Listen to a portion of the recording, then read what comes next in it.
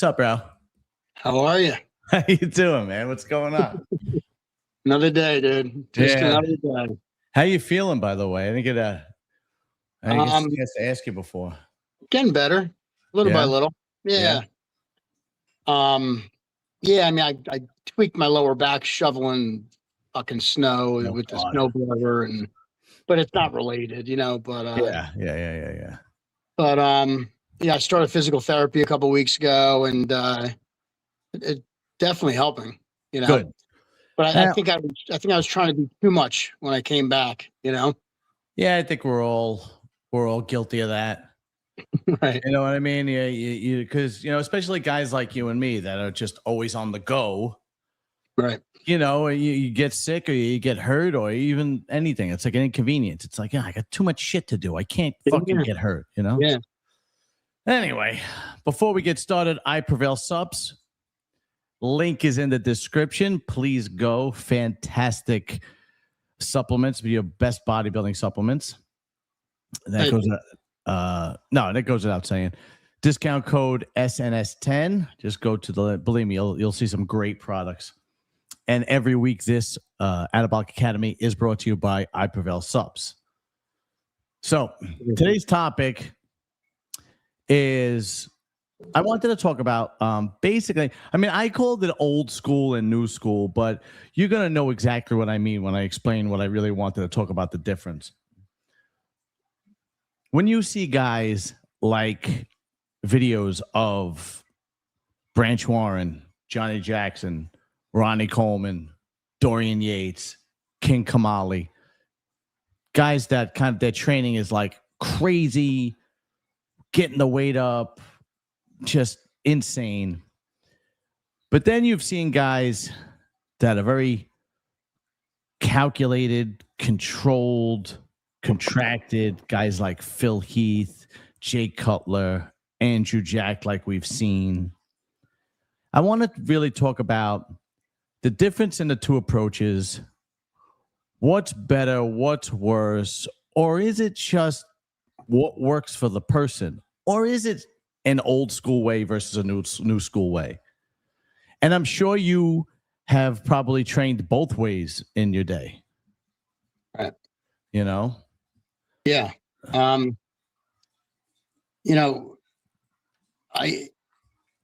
Like what you said, you see the guys that have been around the pros, the guys that are on the top of their game that have now kind of switched over to using, some of these up-to-date, these modernized, machines, equipment. I mean, they're engineered pretty damn perfectly, Mm-hmm. And there's a bunch of top names out there that are making this type of gym equipment. But I think that's what these pros are doing now at the later end of their career. They didn't build all the mass and the size. Not that you can't, but you're not going to replace free weights. You're not going to replace heavy rows, heavy presses, heavy curls. Where your biomechanics come into play, where your secondary muscle groups come into play. If you constantly isolate something, there are secondary muscle groups plus tendons and ligaments that don't get utilized. Just holding a barbell, stabilizing yourself, and this is stuff that really helps develop the whole body. And there's times that you could factor some of the new stuff in and do some trial and error. But I think the newer guys, until you've got to that, top pro level, unless you're recovering or trying to avoid something due to an injury, you got to do the squats, you got to do your rows, you got to do your deadlifts, you got to do your presses, skull crushers, close grip bench presses, free weights, are never going to go away. But right now the machines look cool, they look good on videos, but I don't know if they look as good as somebody slamming some heavy free weight around, dude. Oh, no. That gets you motivated. Yeah, absolutely. That's real fucking raw footage. That's the shit you want to see. Not where weight's loaded up, and every machine is different. You could do an incline press on one, or you could do a leg press or a hack squat on one machine with 3 plates, and it feels like a ton. And you could do another one with 11 plates, and girls are doing it, you know? Right. So it's all, it's all relative. But I'm an old free weight guy. I still use free weights, but I do incorporate some of the machines in now just because, just because I'm older, Yeah. So let me ask you this. Even during the late 90s into the early 2000s, right? Like, for example, when you watch Branch Warren squat, Johnny Jackson squat, it's this extreme lifting as much weight as possible for as many reps as possible. And then you watch, like, let's say to like Nick Walker or even a Dorian Haywood, because we talked about it with Dorian a couple of times. And even when they're squatting, it's not the same motion. It's more time under tension. They take half the weight off, right? And it's a very slow, methodical, time under tension type of rep, type of workout. But when I look at both, it seems to either way seems to work. Or is it the individual that responds well to that type of individual workout? It's a little bit of all of it. There's guys that are, look, guys like Nick, he could probably put on muscle just walking around a leg press, like, yeah, right. Yeah, he's got those genetics, there's other people that it takes years to really pack on that kind of size, Right. And you don't know who you are. You don't know, what type of person you are until you do it. So it's all trial and error. If machines work for you, use them. If free weight works for you, use them. But guys like Branch and Johnny and Ronnie, that was our era, dude. That's what we did. It was all free weights, the cool machines weren't hammer strength. They were the top new innovative machines at that time. People loved it. Yeah, that's right. I remember that. Yeah. When they first came out with their, their stackable series, where you could put the weights on the sides and get a different type of biomechanic. People took the ball and ran with it, but nobody really eliminated free weights entirely. There's something they just added to their arsenal,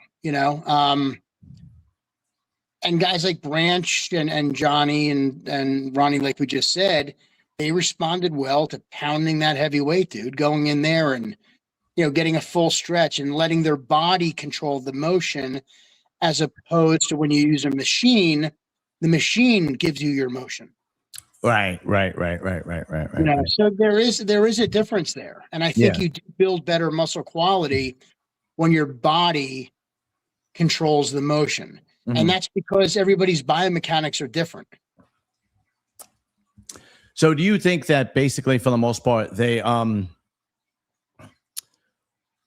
start off trying to lift heavy and do the old school workout, and then they kind of adapt into the time under tension, so on and so forth, after they've put so much muscle on? Yeah. So, if you start off doing time under tension, and you try doing that for 10 years, your body needs constant change, so the real way to properly get there is you got to start off as a beginner, and you got to learn how to control the muscle during the motion. Right. And the only way you could do that is through free weights. Yeah. You see a kid in a gym who's never been there before, and you put him on a Smith machine, and he could do bench presses off the Smith machine. But then you put him under a free weight, and it's like, he's can't even control the bar. So you got to build those secondary muscles in, the tendons, the ligaments. Everything has to be cooperative with one another. You got to develop the form. You got to master the muscle coordination, and then you could apply that to a machine. And you can't teach somebody time under tension unless they've learned to control a weight with their natural body mechanics through that whole motion. So you got to learn how to slowly, Lee Priest used to grab 25-pound dumbbells, but he's squeezing right from the bottom end all the way to the top, and it makes it feel like it's 50 pounds. If you squeeze harder, you could get away with using less weight because you're actually contracting and concentrating on the muscle much more than you would when you don't have that mind-muscle connection. But dude, that mind-muscle connection takes years to develop, and the only way to do it is through free weights. Right. Did you go through that transition in your career, in your bodybuilding career? Did you go through the transition where you lift heavy and this crazy intense kind of lifting, like a branch, like a King Kamali, and so on and so forth? Did you go through that transition where you had to, okay, time of attention, concentration, mind-muscle connection? Did you go through that transition, and do you think that helped lengthen your bodybuilding career? Oh yeah, I mean, when you start off, it's all free weights and it's all packing on the muscle. And again, we didn't have the type of machines they have nowadays. Like I said, hammer strength came around in the I believe it was the '90s, the mid '90s, and they kind of changed the game a little bit, and gave us different options to train, which in turn, was good for us because we were probably using too much free weight at the time. Yeah. And we're at risk for injury. So what you would do is you back and look, I can't get injured, curling 150-pound barbells, so I'm going to drop down to 85 to 100 and really squeeze and contract and put that time under tension. So you learn ways to manipulate the training to avoid injury. But yeah, we all had to go through that. And doing a lying hamstring curl. Hey, I'm going to make this work from point A to point B. It's just not about throwing the weight up and bringing it down and straight in the stretch, getting the contraction. You start contracting every way through the motion. And when you learn how to coordinate that, then you can apply it to every muscle you're training, and it makes that training session much more efficient. Now I'm going to throw a name out at you that obviously extended his bodybuilding career like no other bodybuilder has ever extended. And when you watch him train, even though he trains with free weights, it is very much mind-muscle connection, time of attention. That's Vinny Galante. Right. And as a matter of fact, I remember he put up on his Instagram when he was training for the Masters Olympia. He trained at the Pump and Iron Gym in Staten Island for a little bit, which was, it's still there. Old school, hardcore gym, kind of like, Diamond or any other hardcore gym. And he trained with Paulie, and Paulie's an old school, bodybuilder. And immediately, Paulie's getting into the groove of that old school mentality. Like, let's go, let's work, blah, blah, blah. And it didn't affect Vinny. Vinny basically just kept his eye on the prize, and it was all about mind-muscle connection, time under tension. Right. Did you see that? Did you notice that? And do you think that that is one of the reasons why his career has lasted so long? I mean, it definitely gives you longevity, and we all come from that old school training mentality. You're not going to tell us that something new is better. This is what we've done. This is what we know works. We have not injured ourselves too badly, training this way. And it becomes a science, like what works well for your body. And Vinny has so many years under him. He's got to know what works for his body, dude. He's been doing it forever. Clearly. Yeah. So you can't argue with that, Right. That's why, like, when I see some of these younger kids, people haven't even competed before.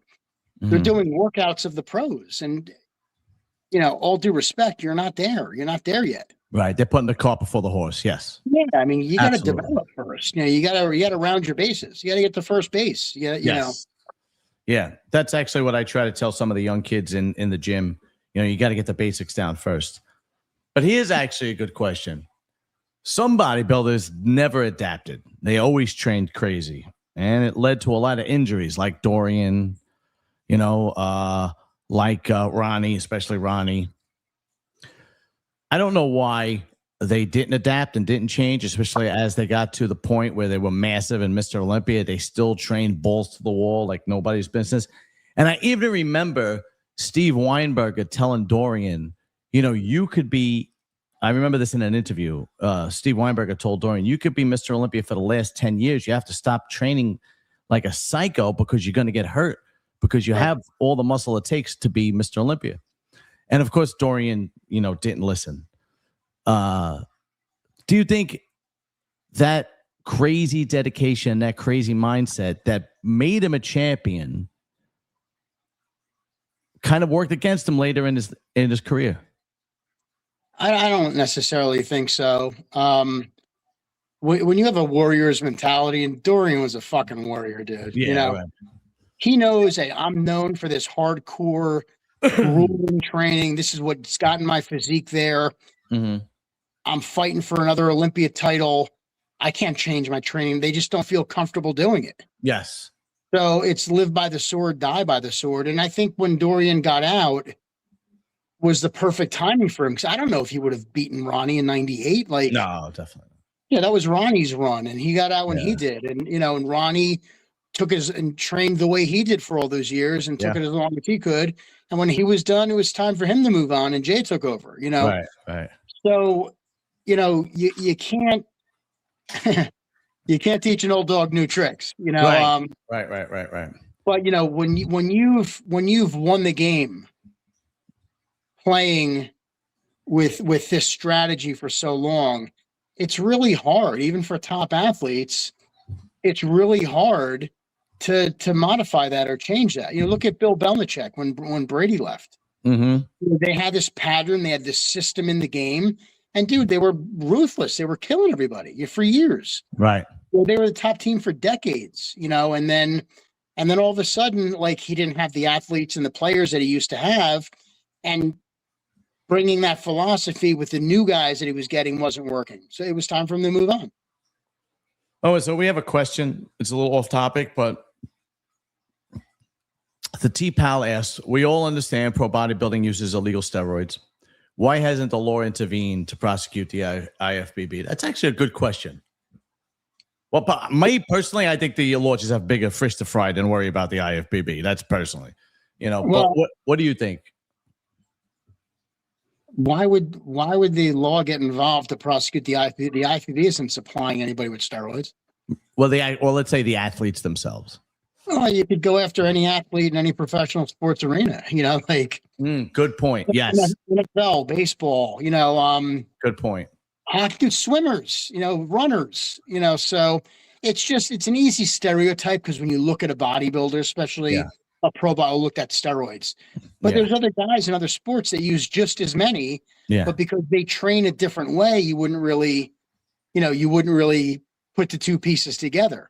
Mm-hmm. But it's not the IFBB has guidelines and we expect everybody to lie to them, but to abide by them, but it's not a drug tested sport. Right. It doesn't make it an illegal sport. It doesn't make it the IFBB's responsibility to hold everybody to the fire. And what are you going to arrest somebody for personally taking steroids? They could hit every 18-year-old kid in high school right now. And right.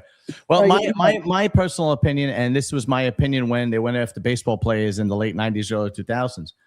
My opinion was the American government has way bigger things to deal with than athletes using PEDs. You think now the IFBB is complicit in steroid use? Well, so is college sports. So is football. So is the NFL. So was the MLB. Yeah, right. Yeah, absolutely. And it's not like they're complicit, but it's not their responsibility to govern this and to put a black eye on the IFBB. That's ridiculous. Go after men's cycling. There's much more money in that than there is in professional bodybuilding. Yeah. There's also, I think, something to be said with when you had the MLB and they went after the MLB. That really hurt the MLB. And I think there's probably, I don't want to get too deep into politics because I'm not a professional when it comes to politics by any stretch of imagination. But I think there are, not the IFBB, but in spots like the MLB and the NFL and college sports, there's a lot of major players with a lot of money that donate a lot of money to say, this is how we make a lot of money, which donates to your party. Please Well, turn, well, look, please turn a blind eye. you know, you're not going to eliminate drugs in sports. You're just not. 100%. No, There's that's always why going to be a way. Yes. even in the Olympics, they hold people's urine and blood samples for years because they know as the science evolves in the testing of these athletes, that there's some athletes from 10 years ago that were probably able to beat the test for something else.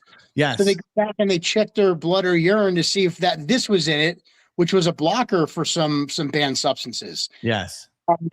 You know, look, if you don't want to look at steroid use, go to a natural show or read Natural Bodybuilding or go right ahead. You know, but when people go to a baseball game, they want to see people whack the ball out of the park, dude. You know, when they're at a football game, they want to see guys that could run and could hit and could tackle and could sack their quarterback. Absolutely.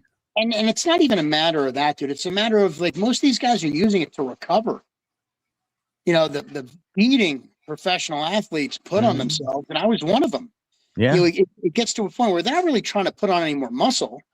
They're trying to fucking survive the workout, dude. You know, it's like, we gotta survive this contest prep.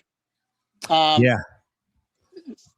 So, you know, it's you're inevitably shoveling shit against the tide.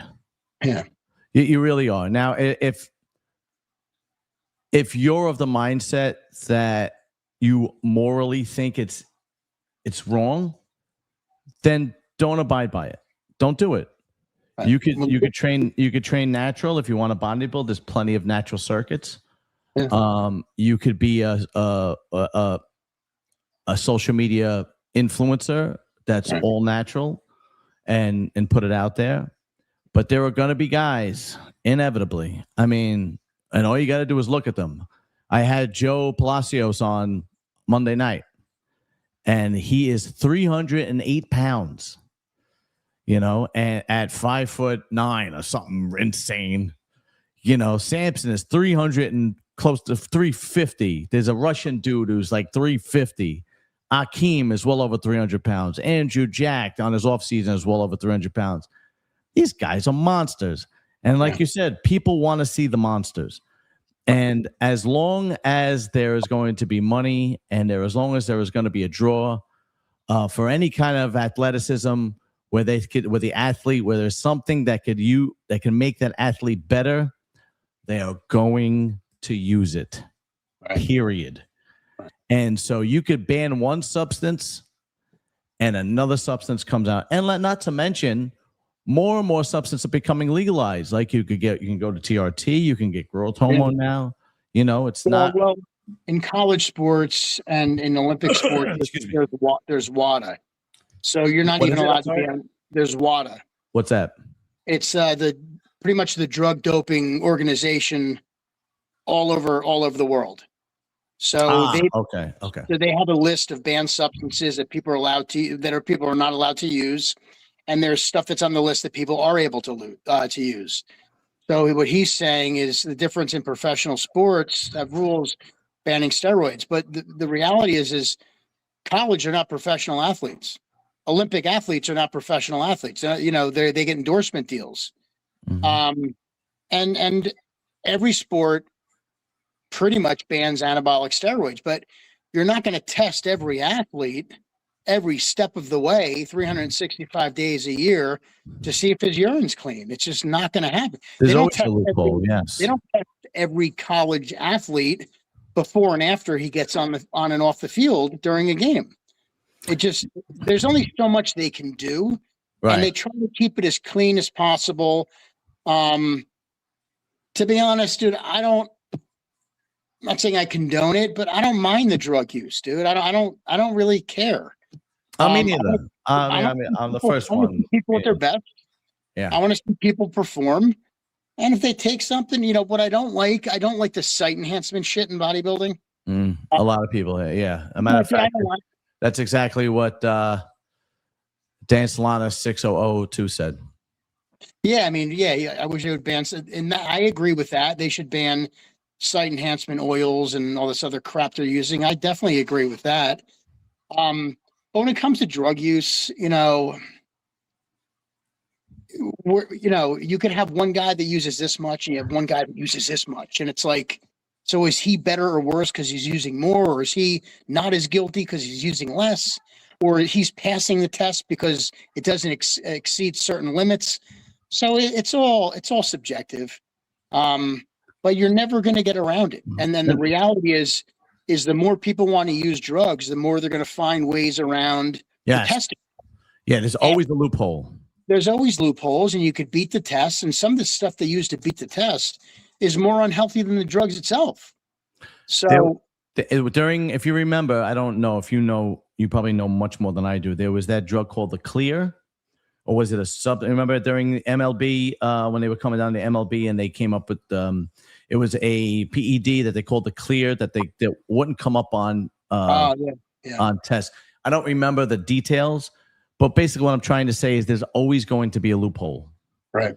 No matter how many borders or barriers you put up, there's always going to be people that are going to be able to find a way around those borders or barriers. Well, plus people think that, hey, we're just going to test for steroids. That's not how it works. You have to test for the exact chemical compound. You can't just say, let's look for steroids and see what comes up. You got to look for that specific testosterone metabolite. You got to look for DECA. You got to look for D-bol, Ranadrol. What if you tested these 10 things but didn't test the others and they pass? Right. It's you'd have to, you know how many drugs there are on the market? There's no way you're going to get everybody to test for every single one of them. And then there's guys that you could take it at short term and you get off it a couple of weeks before the show and you test fine. Yeah. So it's, you're never going to get around it. Yeah, 100%. And like I said before, if it morally bothers you and you morally think it's wrong, don't use it. Don't use it. Don't watch it. Don't participate. There's plenty of natural shows. And dude, natural shows are actually making a comeback. Dude, natural shows are very impressive. Dude, they are. Really are. And I see guys that have muscle, dude, that are ripped, that are lean, that put the work in. I mean, and to be natural, you got to work just as hard as the other guys. It's Absolutely. like, because you don't have anything helping you out. Yeah. But you're not going to see the bigger guys. You're not going to see. You're not going to see the freaks. No. Yeah. So, but dude, natural shows are making a comeback. Yeah. Look, if natural shows took off, I'm sure there'd be more of them. Oh, absolutely. There's more incentive for people to do it naturally. So, and if there is room, there really is room for people to actually speak out for natural bodybuilding if they really wanted to. There is room. You can be a influencer that does, how can I say this? That could really influence young kids to stay away from it. And hey, listen, if you want to compete in bodybuilding, you can always do a natural show. Stay away from that stuff. We don't see people that are influencers doing that. Yeah. We see influencers doing other things that are great, but we don't see them speaking out against steroid use if they believe that it is morally wrong. And my personal opinion is, generally speaking, the reason why is because the majority of them probably using it themselves and making a living on looking great, like the Liver King. Right? He's proof positive. This guy was like, eat raw meat and fish testicles and you'll look like this. It's like then you find out he's on all kinds of shit. But I'll also give you an example, dude. If you think back a couple years ago, there weren't really any natural shows. There was different natural organizations. Yeah. The NPC it fell short. There was one show, the Mid-Atlantic, that nobody was showing up to do it anymore. Dude, Steve has 2 natural shows this year. Yeah. 2. And dude, you have 2 in a year out of nowhere. That's huge. Yeah, he has his finger on. Steve has his finger on the pulse. Yeah, dude. If more people want to get involved, I'm sure there'll be a 3rd and 4th. And absolutely, who knows? I mean, people. If there's the people will get what they want if there's enough people that want it. Right. So if you ask for it, they will deliver. Right. Yeah. Absolutely. 100%. So I judged one of them, dude. It was one of the biggest shows in New Jersey. Which show was it? I think it was the Natural Northeast. It was up in Passaic. Oh, speaking of which, again, not to get off topic, but I'm kind of interested in what has been happening with your career going into judging. Oh, so I passed my, my judging test, and I'll, start judging this year. Get on the panels of some of the shows. Probably not till spring or summer, but 'cause I think some of the early shows it's already spoken for. But dude, it's good to have a pro bodybuilder on the judging panel, Oh, so 100%. and dude, I'm fair. I judge fairly, and it's nice to kind of give back to the sport and be involved, and you know just and to be honest, dude, I like seeing athletes in this form, like when you could really see potential, Hmm. coming about.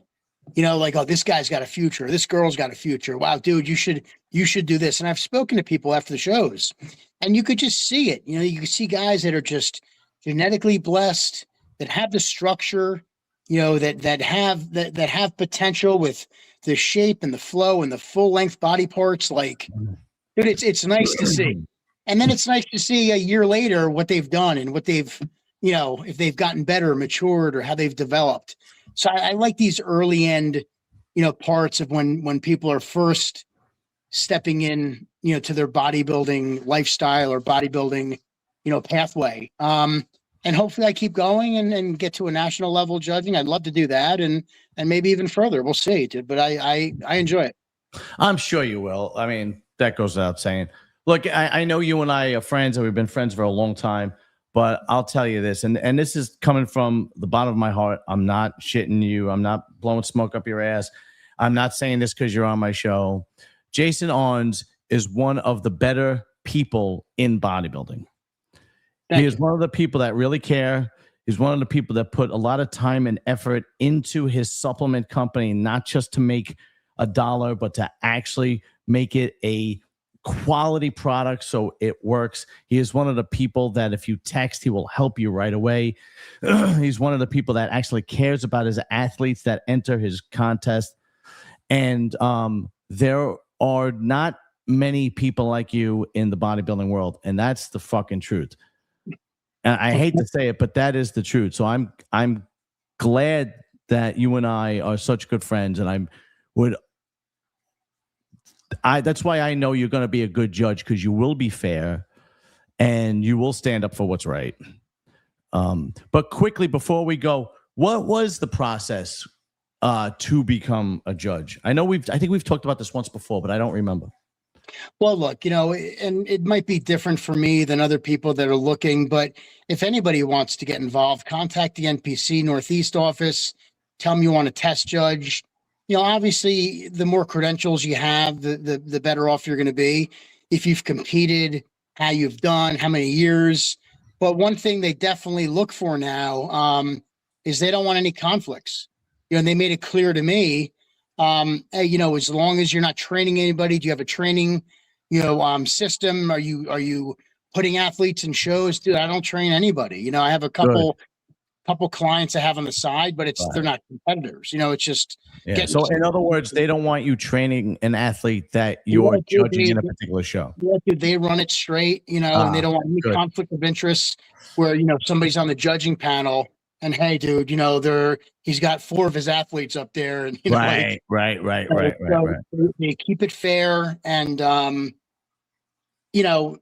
it's definitely in that direction, dude, and that's going to be the show of the growth of the NPC. Is when people feel like they're being judged fair. And look, and again, to be honest, there's only one happy person at the end of the show, and it's the person who won. Of course, everybody's gonna make mistakes and point.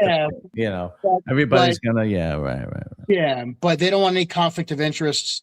But because I was a pro, and I made it to the Olympia, and I was on the national scene for years, and I know what they're looking for. I've done it. I've been there. So your track record speaks for itself. Yeah, and I have an eye. And as long as you're not judging, like, hey, dude, like this guy was in first and you had him in 8th. Like, what happened?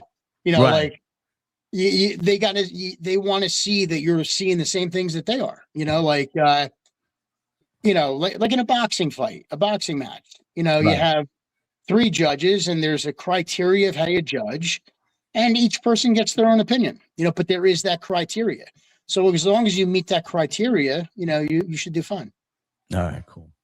Well, Jay, it's always a pleasure having you on. You are a wealth of knowledge. I Prevail Sups, www.i-prevailsups. Discount code is SEND, the symbol END, S10. The link is in my description in the bottom of this video. Believe me, you will not be disappointed with the quality of the products that Jason puts out. His pre-workouts are fantastic. His sleep aid is fantastic. His amped up is pretty much every one of the items he puts out is quality. My favorite is the Dream Chaser and the Fiber. Those are my two favorites. There's no question about it. Those are my two favorites. All right, Jay, listen, man, we'll be in touch. I'll fucking call you tomorrow. Yeah, dude, thank you. Talk to you soon. You got it. Later, bro.